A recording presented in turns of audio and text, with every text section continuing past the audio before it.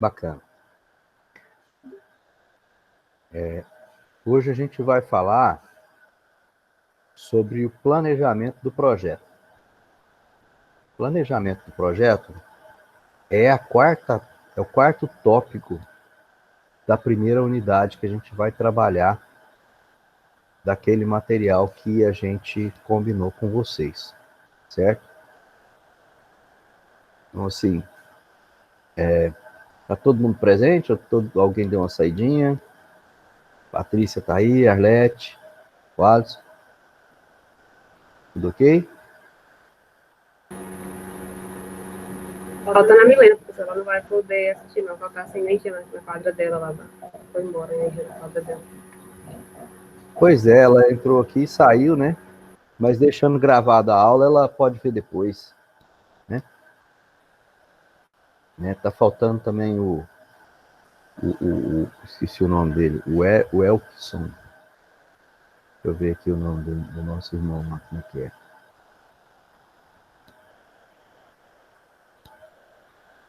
Já falo para vocês.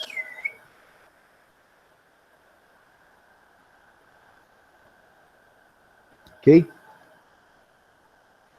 Vamos lá então?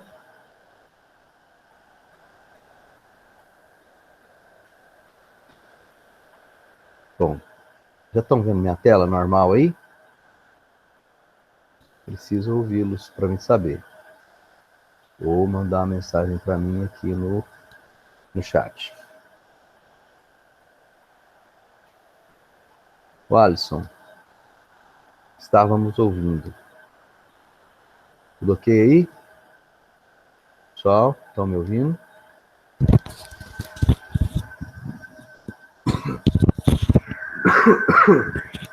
Desculpa. Beleza. Vamos lá então. Bacana, gente. Nós já falamos sobre as boas práticas, as falhas, os processos. Agora a gente vai falar sobre o planejamento.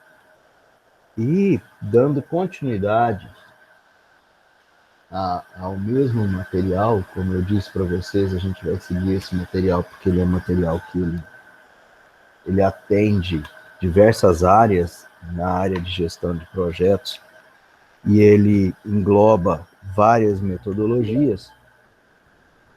Nós vamos falar hoje sobre a questão do planejamento de projetos, tá? Do projeto. E para ajudar a gente vai voltar lá naquele mesmo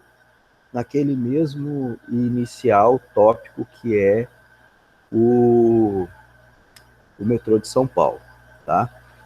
Então, olha só. Destacando um caso que está intrigando César, que é o gerente de projeto das obras do metrô de São Paulo, as obras da linha 17 Ouro do metrô, que ligavam o aeroporto de Congonhas à linha existente por um sistema, ou seja, por um meio de monotrilho, foi retirada do escopo das obras do metrô. A gente já falou que escopo é objetivo e tudo que está ligado a ele, né? Então, ou seja, por pedido do governo de São Paulo, os esforços para a realização dessas obras, desse trecho, não seriam mais realizados. A explicação da suspensão da construção desse trecho, que chegaria até o aeroporto de Congonhas, foi que essa obra não seria mais tão importante para a Copa do Mundo, porque a alteração do estádio, que antes deveria ser para abertura, ia ser localizado no bairro Morumbi, passou para ser lá no bairro Itaquera, né? Então, assim, que não tinha necessidade mais de ter aquela linha naquele momento. Então, essa obra não precisava ser pronta até o início da Copa do Mundo. Mas quando César foi pesquisar a fundo sobre esse assunto, ele descobriu que o que houve foi um desacerto entre a empreiteira responsável pela obra, além de um outro problema relacionado com a não realização de um orçamento que deveria ter sido feito para refazer parte da avenida que dá acesso ao aeroporto, ou seja, em problemas com alguns stakeholders, né, empreiteiras, orçamentistas e o governo. Trouxe a necessidade desses ajustes para o plano inicial da expansão do metrô. E para dar continuidade nesse processo de encerramento desse item, vários ajustes no plano inicial foram necessários serem feitos. Será que os ajustes que César precisou fazer no projeto ficaram concentrados apenas nas questões contratuais com empreiteiros e stakeholders, ou em outras áreas também foram afetadas? Vamos lá. O que é que vocês acham disso? Vocês acham que houve outras alterações também? Milena, tudo bem com você, Milena? Eu pensei que você não assistiria a nossa aula, mas que bom que você está aí. Então, olha só, retomando, aí a gente percebe que o quê? E para ajudar a gente nesse desafio, a gente vai estudar o quê? O ciclo de vida de um projeto e a maneira com que todas as áreas do conhecimento que envolvem o projeto são integradas. Isso vai fazer com que a gente conheça os conceitos gerais da gestão de projetos. Beleza? Bora lá então, gente. Olha só. Como vamos falar de planejamento, nessa sessão nós iniciaremos com um exemplo bem simples. Você pretende fazer um acampamento final de semana, correto? E para isso você precisa se organizar. Então, para iniciar essa jornada, vamos lá. A gente precisa começar listando várias coisas que a gente vai precisar levar, né? Exemplo, barraca, fogão, lanterna, pilha, roupa de frio. Bem que aqui no Tocantins não, né?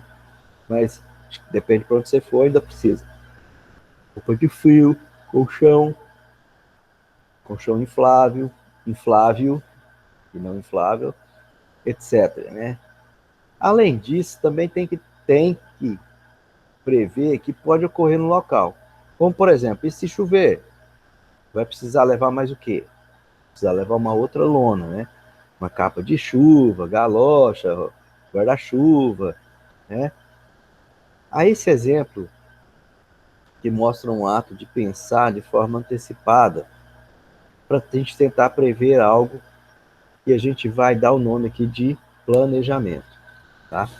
Então, assim, toda vez que você vai fazer alguma coisa, e aí eu vou chamar aqui, vou trazer a existência do professor Matson aqui na câmera para vocês verem a cara dele, que vocês ainda não me viram hoje. Oi. Toda vez que eu vou fazer qualquer tipo de coisa, eu preciso ter um planejamento para isso, correto? E nós, intrinsecamente, somos autoplanejados. Como é isso, pessoal? Que história é essa de autoplanejados? Se eu perguntar para cada um de vocês, certamente cada um sabe exatamente o que tem que fazer durante o dia, enquanto ainda está deitado na cama. E quando sai da cama, já sabe o que tem que fazer. Ir no banheiro, lavar o rosto, fazer a higienização normal, e tomar café ou não tomar café, preparar o café ou não preparar o café, e aí sucessivo. Não é assim? A gente já não tem na nossa cabeça exatamente o que a gente vai precisar fazer? Gente, só um minutinho, por favor.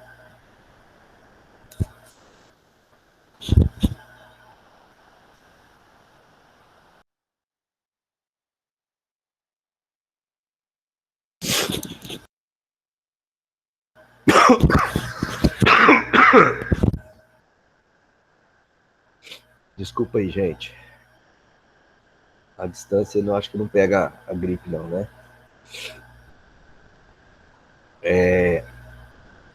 A chuvinha de segunda-feira me fez mudou o meu aspecto aqui, mas beleza. Então, assim, quando eu automaticamente tenho o meu planejamento, e quando você vai fazer, por exemplo, se a Patrícia vai chamar uma galera para ir lá para casa dela, para fazer um churrasquinho, ela já vai falar, o fulano vai trazer isso, o Beltrano vai trazer aquilo, o ciclano vai trazer aquilo, ou então, assim, cada um traz o que vai comer e o que vai beber. Não é assim que funciona? Então, assim, quando a gente vai fazer isso, a gente já tem um planejamento prévio de tudo que a gente precisa fazer. E nesse caso aqui, não foi diferente, tá? Então, olha só.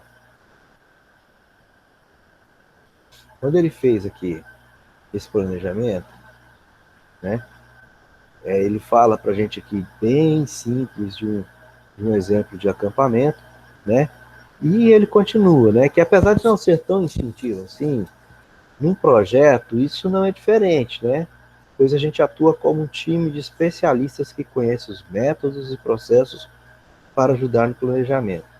Aí o Mulcahy fala para a gente o seguinte, que o planejamento de um projeto é a capacidade de prepará-lo e organizá-lo antes da realização dos trabalhos.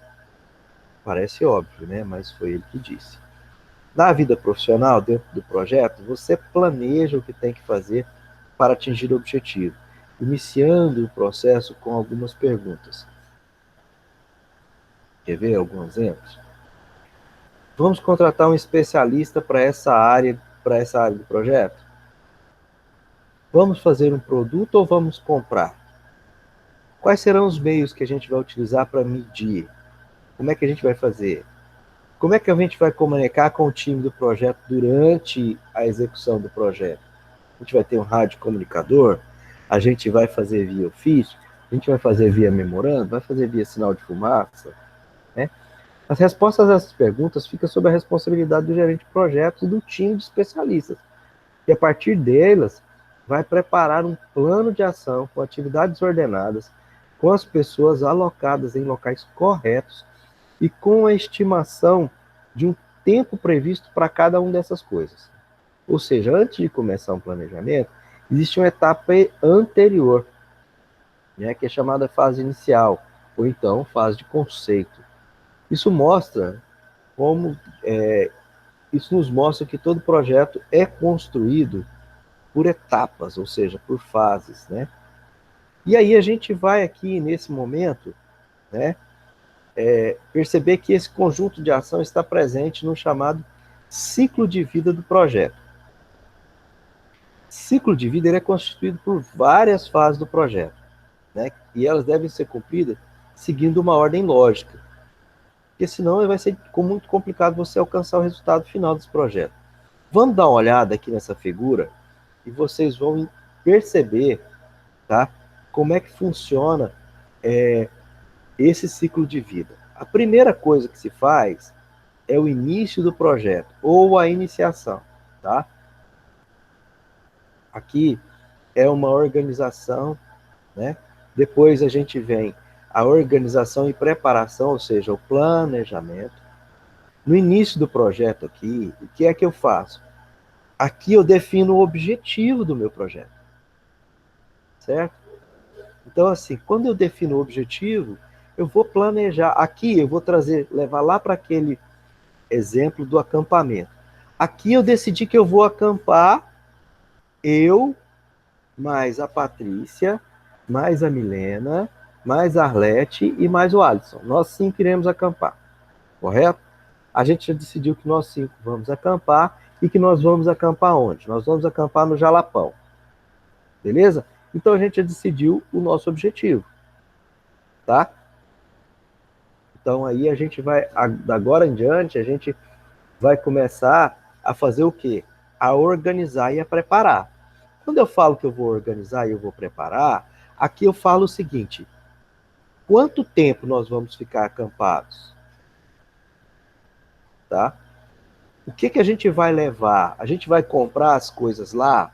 Ou a gente vai levar as coisas daqui? A gente vai em que carro? Quantos dias nós vamos ficar lá? Quantas noites nós vamos passar lá? Tá? E aí, depois que a gente decidiu isso e planejou isso, a gente vai fazer o quê? A gente vai executar, ou seja, a gente vai para o nosso acampamento. Passamos lá o nosso período acampado lá, né? Beleza, bacana. E depois a gente vai fazer o encerramento. Aqui no encerramento do nosso projeto, que é o acampamento, a gente vai fazer o quê? A gente vai chegar em casa, todo mundo arrebentado, porque acampamento cansa pra caramba, né? Apesar de ser bem legal, mas cansa pra caramba. E depois a gente vai contar as histórias, né? Do que foi que a gente conversou, qual foi a percepção, a gente vai dar umas risadas juntos. E é a fase do encerramento do nosso projeto, tá? Agora, se a gente for jogar, tirar desse nosso exemplo de acampamento e trazer para a execução de um projeto na íntegra, né? Aqui no início do projeto, eu vou trabalhar o quê? Eu vou trabalhar exatamente isso. Qual é o objetivo do meu projeto? O que ele vai ser? Depois que eu decidi o que é que ele vai ser, eu vou criar um termo de abertura do projeto, tá? Porque a partir daqui eu vou trabalhar a questão da organização, ou seja, eu vou documentar tudo que eu tenho que fazer, tá? Eu vou criar um plano para gerenciar esse projeto, ou seja, quantas pessoas vão trabalhar em qual frente, qual custo eu vou ter para cada frente, quanto eu vou precisar gastar em material, quanto eu vou precisar gastar em mão de obra, quanto vai ser o meu custo fixo, quanto vai ser o meu custo operacional, quanto vai ser o meu custo pré-operacional.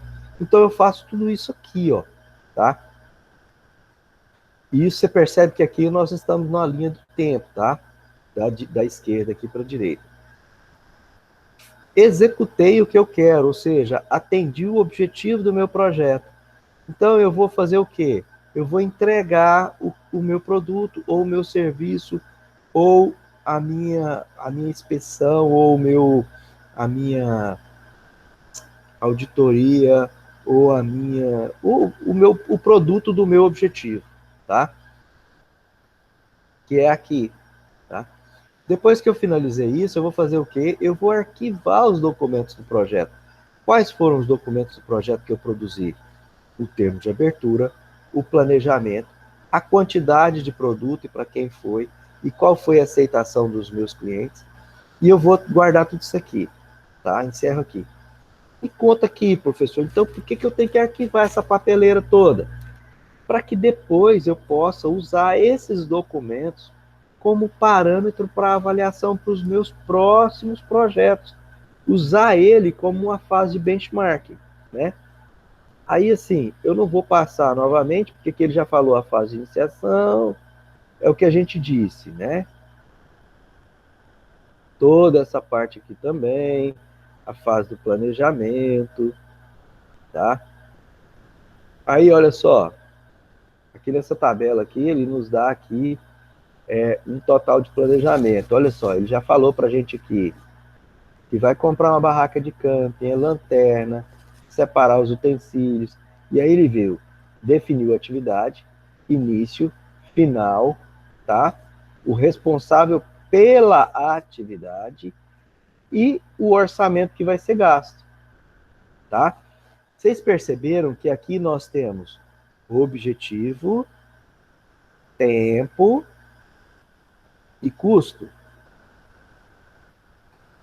Nesse caso aqui, quem vai no acampamento? A Ana Clara, o João e o João Pedro, tá?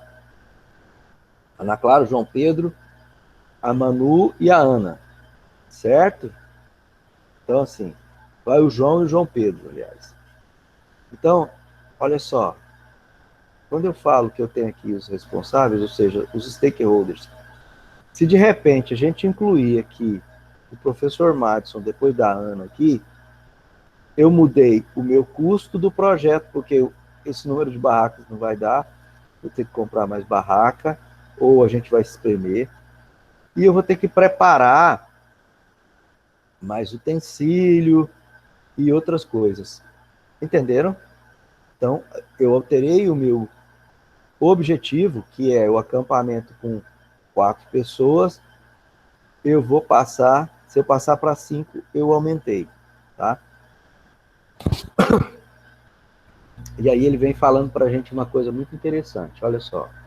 Como o planejamento é uma fase complexa, que envolve todas as áreas do conhecimento do projeto, o escopo, o tempo, o custo, a qualidade, recursos humanos, a comunicação, os riscos, quem são as partes interessadas, ou seja, os stakeholders, aquisição e a integração, vários documentos podem ser feitos para facilitar essa etapa, certo?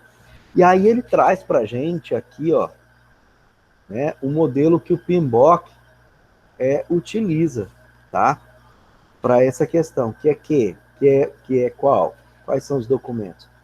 Que é o termo de abertura do projeto, registro dos stakeholders, declaração de escopo, ou seja, declaração do objetivo, uma estrutura analítica, um cronograma e um orçamento. Olha que show de bola. E aí, ele ainda continua. Ele traz um plano de qualidade, um plano de recurso, matriz e função e responsabilidade, plano de comunicação, de gerenciamento de risco e de gerenciamento de aquisições. Eu vou deixar esse material lá no nosso Moodle, tá? Vou pedir que vocês corram o olho nele, para vocês estarem percebendo como é que funciona. Vou colocar um outro videozinho paralelo, tá? Para que vocês possam também entender um pouquinho sobre a questão de planejamento de projeto, tá? Bem interessante. E aí ele vem. Será que as condições internas e externas de uma empresa interferem no planejamento do projeto? Claro que interfere, né?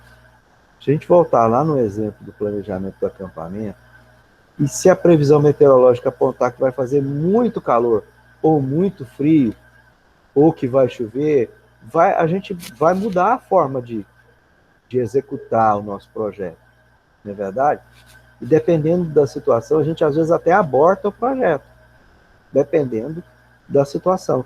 Isso, então, implica dizer que as condições internas e externas, elas interferem diretamente no projeto. Isso é extremamente importante a gente ficar de olho e saber, para a gente poder estar atento como é que vai ficar nosso projeto. Já se você não sabe cozinhar, e aquele único amigo do grupo que sabe fazer as refeições indicar que não vai poder ir ao acampamento, você moldará seu planejamento para a compra de muita comida enlatada, salgadinho, macarrão instantâneo. E aí ele nos dá aqui alternativas para isso, né?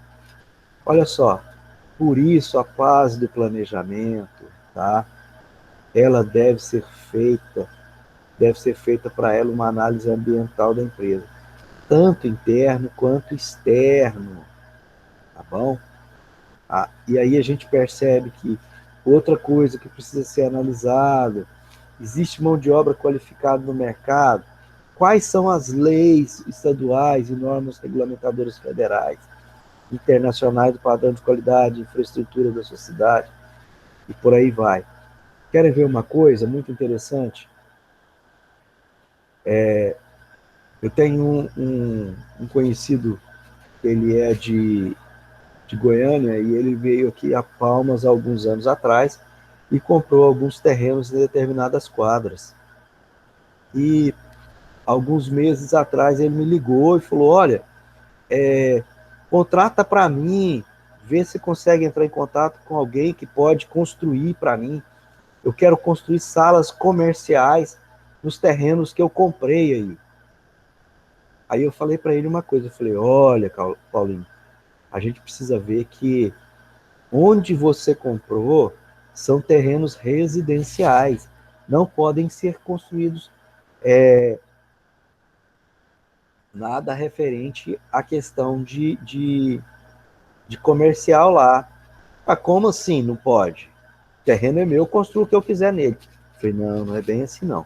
Aqui existe uma coisa chamada Código de Postura Municipal, que todas as cidades existem e tem isso. Porém, algumas são mais restritas do que outras.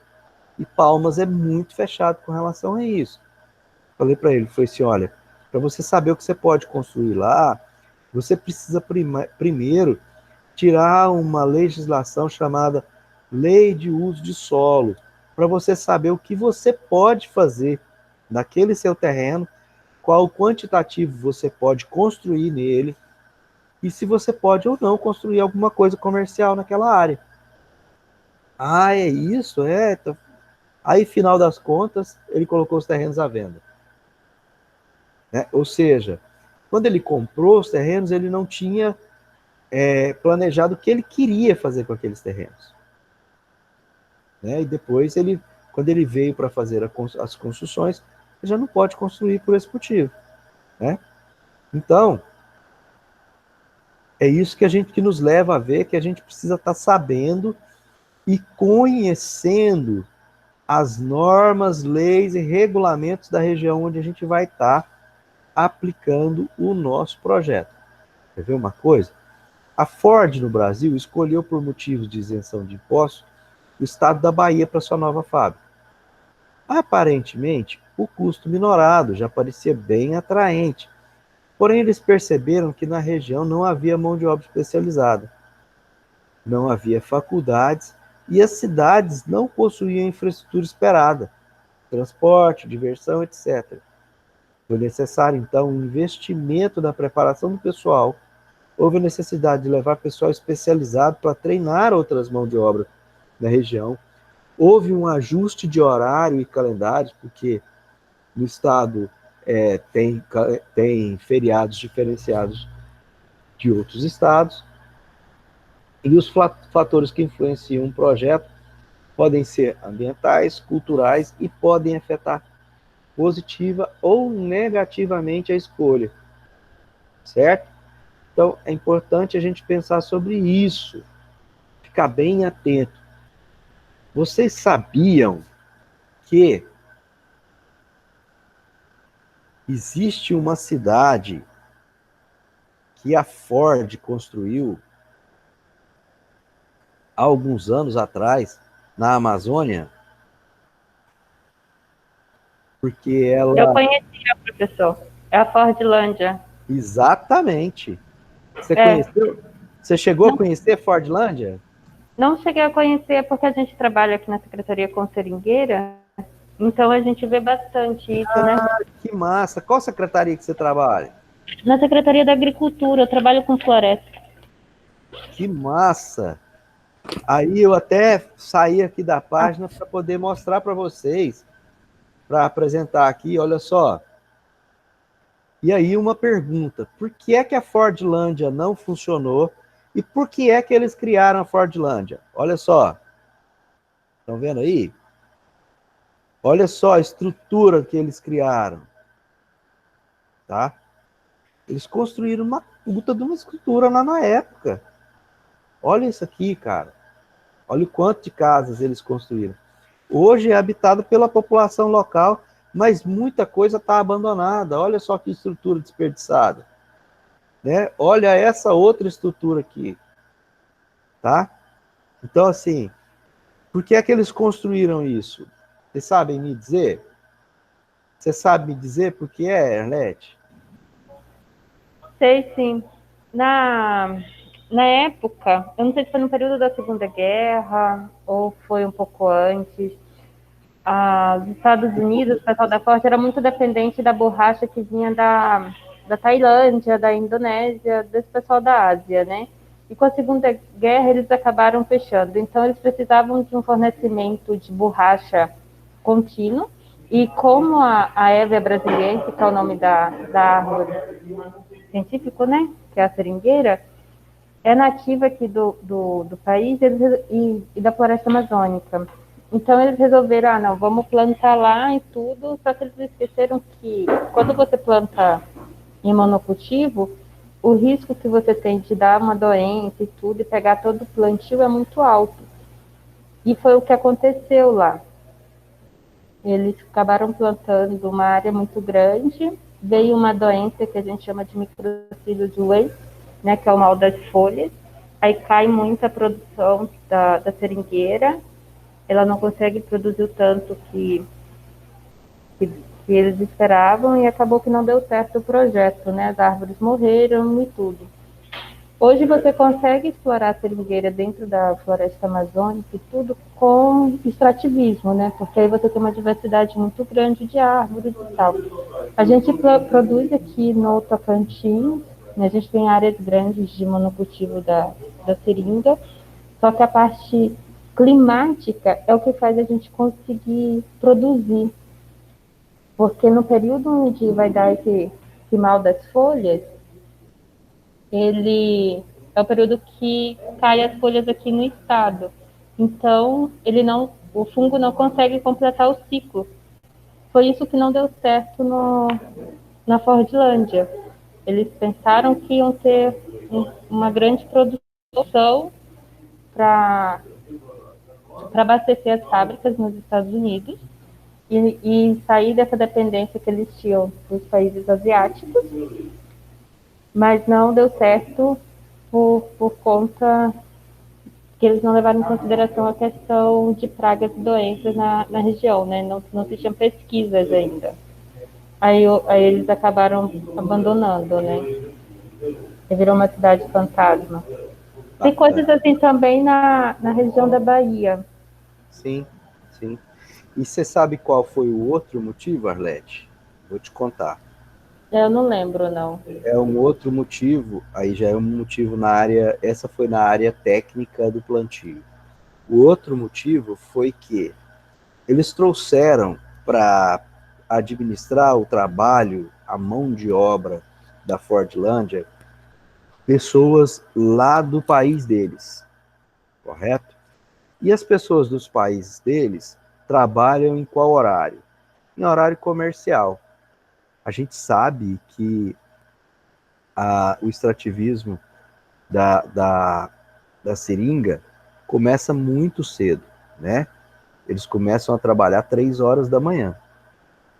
E daí em diante. E o pessoal não queria que trabalhasse esses horários, queriam que se trabalhasse nos horários deles lá.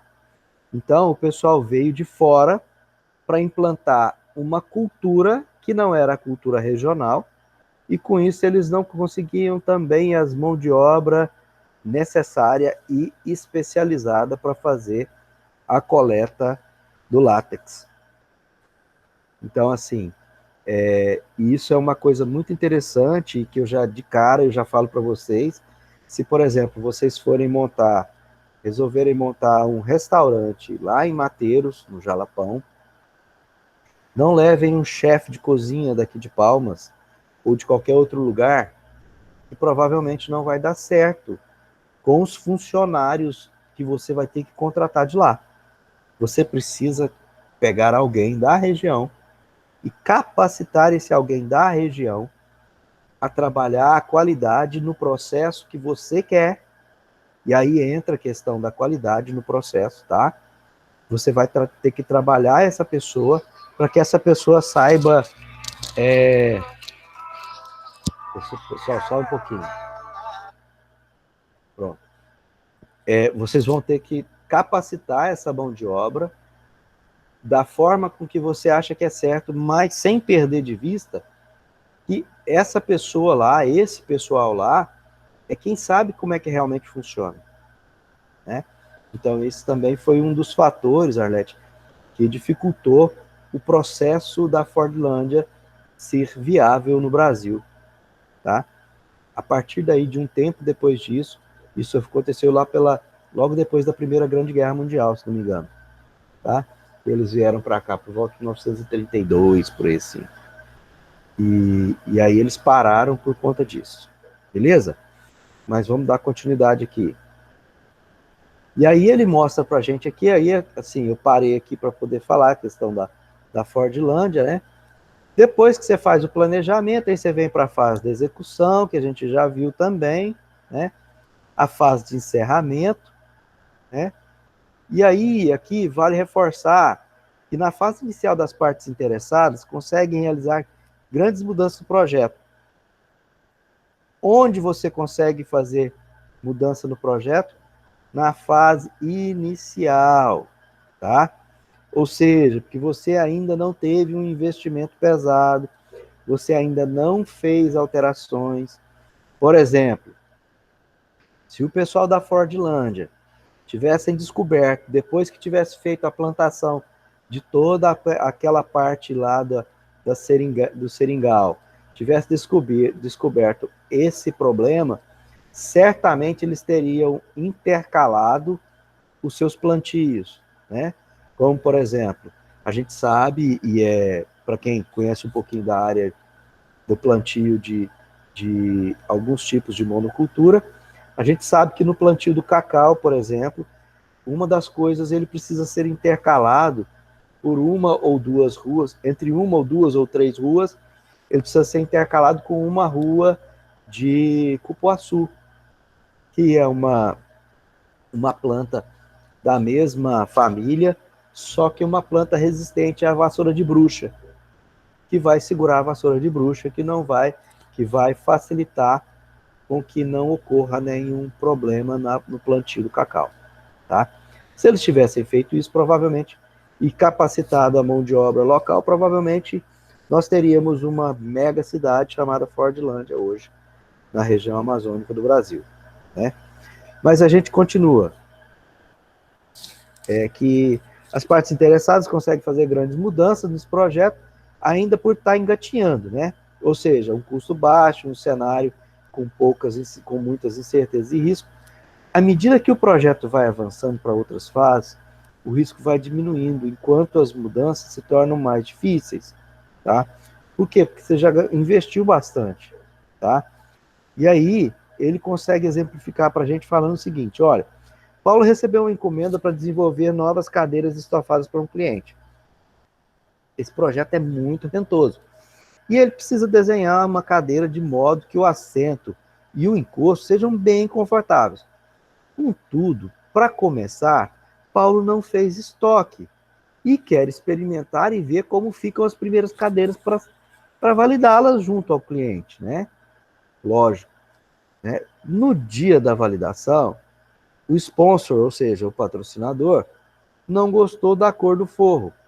Paulo, ainda no início do projeto, encerra a produção, solicita a troca dos materiais que comprou e consegue reiniciar rapidamente o trabalho.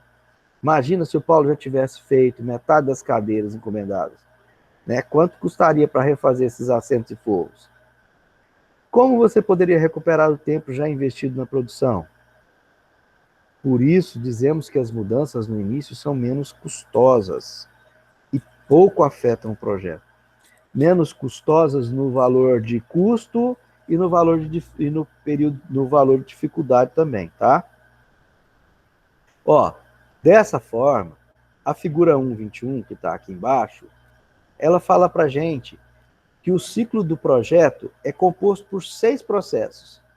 Desenvolvimento do termo de abertura do projeto, desenvolvimento do plano de gestão do projeto, orientação e gerenciamento e execução do projeto, monitoramento e controle do trabalho de projeto, execução do controle integrado e encerramento do projeto.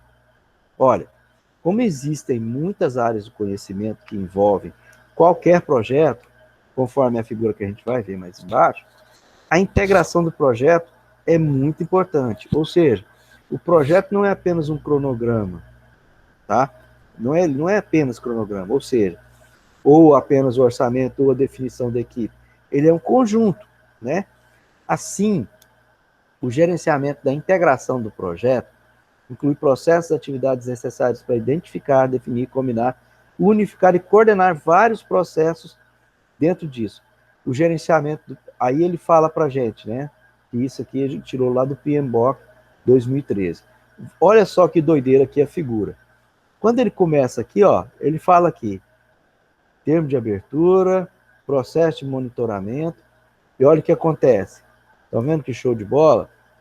Né? E aí ele faz aqui questão da integração do projeto, ele mostra para a gente que as áreas de conhecimento do projeto, elas precisam ser integradas. Todas elas. Tá? Num projeto de TI, agora entra para a área de vocês, né? Quando você finaliza o escopo e entende os requisitos do projeto, o analista de sistema, a equipe técnica e gerente de projeto definiram que o custo inicial vai ser de 15 mil por 3 meses para executar tudo. O início do trabalho foi bom, pois todos sabiam que deveriam fazer e as coisas andavam conforme planejado. Um dia, o patrocinador chama o gerente de projeto e pede que o sistema seja ampliado com novas funcionalidades. O que ele fez? Alterou o escopo. Gente, isso na área de vocês é muito comum. Vocês concordam comigo, gente? E o cara começa a fazer uma coisa num projeto, de repente ele resolve mudar. tá? Porque ele descobriu que fazendo de outra forma vai dar mais suporte para ele, né? E mostra, aí o gerente do projeto chama a área de conhecimento, né? Ou seja, os envolvidos para conversar. O pessoal, né? Mostra o que foi mostra para o pessoal que foi solicitado, dá início à reunião da mudança na qual os indicadores do projeto são analisados, os planos são alterados e define-se se é necessário comprar mais horas de serviço na área de conhecimento ou se o ambiente técnico suporta a mudança e se há necessidade de alteração contratual, né? Após essa reunião, eles chegam à conclusão que será necessário mais um mês de trabalho e mais R$ 2.000 para finalizar tudo com qualidade, com a mesma qualidade que foi iniciada. Então, assim, sempre tem uma mudança, tá? Você sabe que o modelo de planejamento muito presente é o PDCA, tá? Se vocês quiserem maiores informações sobre ele, podem acessar isso aqui que vocês vão conseguir, tá? Vamos ver se a gente ainda consegue acessar isso aqui.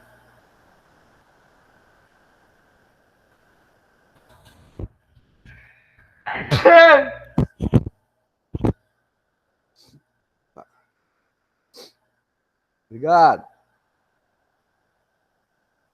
Ó, aí ele vem falar para a gente dos princípios de Deming, né? E aí o ciclo do PDCA está aqui. Depois, se vocês quiserem dar uma olhada, tá? Podem ficar à vontade. Faça você mesmo, sem medo de errar. E nós finalizamos aqui, tá? Só contar para vocês, você conseguiu acompanhar os conceitos que foram apresentados. O ciclo de vida, a integração em todas as áreas de conhecimento de um projeto são muito importantes para o profissional interessado no assunto. Dessa forma, o César, ou seja, o gerente de projetos lá do metrô, também precisa entender que desses assuntos para lidar com a situação que foi apresentada. As obras da linha 17 haviam sido suspensas pelo governo, impactando vários stakeholders. Será que essa situação, que essa suspensão das obras, iria afetar alguma outra área do projeto, além de alguns participantes envolvidos? Para César encontrar uma resposta para isso, ele precisa entender como funcionam as etapas do ciclo do processo, tá? E a partir daí, tomar uma decisão e ver. Então, continuando aqui, planejar é preciso, mas conseguir adaptar o planejamento às mudanças ambientais é fundamental para o sucesso de um projeto. Beleza? Gravem isso, gente, ó. Planejar é preciso, mas se adaptar para o sucesso de um projeto é fundamental. Beleza? Tranquilo, pessoal? Alguma colocação?